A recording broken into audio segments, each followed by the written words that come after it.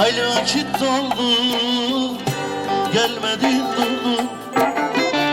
Hasretin hançeri sineme vurdu.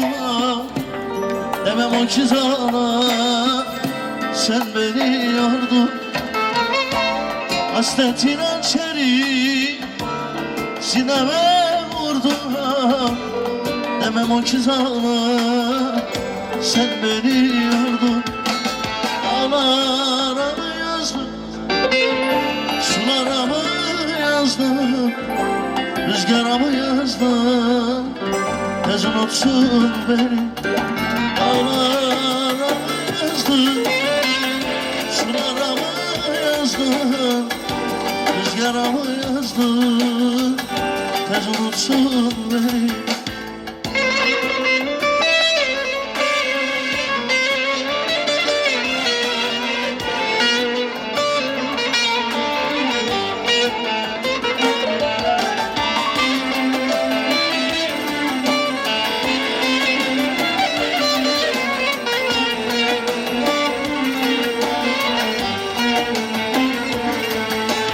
Hayli yıllar oldu, bekledim durdum.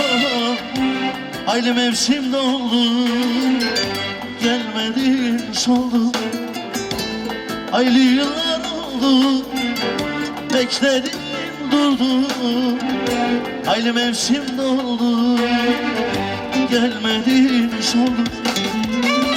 Yarın vicdanına kara su doldu, bu sesimiz ağlar. Hayat sende durdu.